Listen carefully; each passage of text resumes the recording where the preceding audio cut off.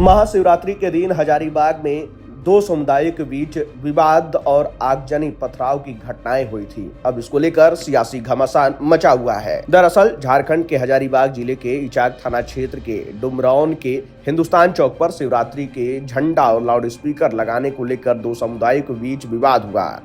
विवाद इतना बढ़ गया कि आगजनी और पथराव की घटनाएं सामने आई। घटना की सूचना मिलते ही पुलिस और प्रशासन की टीम मौके पर पहुंची और स्थिति को नियंत्रण में करने का प्रयास किया।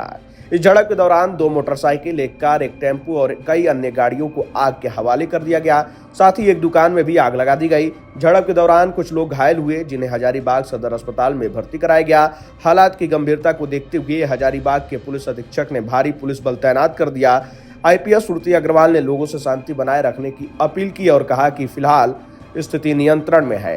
वहीं इस पूरे मामले को लेकर झारखंड सरकार के मंत्री इरफान सोलंकी ने नाराजगी जताई। उन्होंने कहा, वहां पर जबरन झंडा लगाने की क्या जरूरत थी? किसी के गांव में जाकर जबरन माइक लगाना उचित नहीं है। उसके बाद मामला मुसलमानों पर ही दर्ज कर दिया जाता है। यह कौन सा तरीका है? कानून किसी के दबाव में नहीं चलेगा। मुसलमानों को कमजोर समझना गलत है। उनकी संपत्तियों और घरों को जलाना निंदनीय है। जरा आप भी सुनिए कि इरफान अंसारी ने क्या कुछ कहा। बख्शेंगे भी नहीं हम, याद रखिएगा।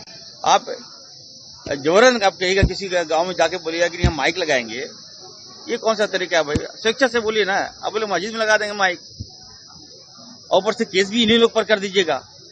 ये कौन सा तरीका है? वहाँ के सांसद क्या कर रहे हैं? वहाँ के विधायक क्या कर रहा है? आपके दबाव में कानून नहीं चलता ना। गलत बांग्लादेशी मुसलमानों के द्वारा सब घटना घट रही है। नहीं, जानबूझ के बताए, मतलब वहाँ के मुसलमानों को ये लोग कमजोर समझ लिया है। ऐसा नहीं होना चाहिए ना। मुसलमान गरीब हो सकता है, लेकिन आप उस पर जबरन आप दबाव डाल के गलत कराइएगा। ऊपर से पीटिएगा, मारिएगा, घर जला दिया, दुकान जला दिया। ये हक किसने दे दिया उसको? क्या सोचो, कोई बोलने वाला नहीं है क्या?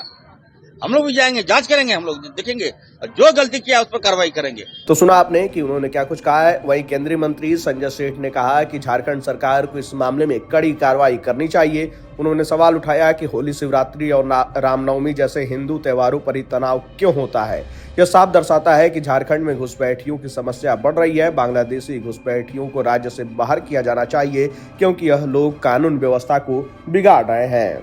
वहीं घटना के बाद हजारीबाग पुलिस प्रशासन ने शांति बनाए रखने की अपील की। आईपीएस श्रुति अग्रवाल ने कहा कि त्योहारों को सौहार्दपूर्ण तरीके से मनाना चाहिए और किसी भी प्रकार के अफवाहों पर ध्यान नहीं देना चाहिए। सभी समुदायों को एकजुट होकर काम करना चाहिए और समाज में शांति बनाए रखना है।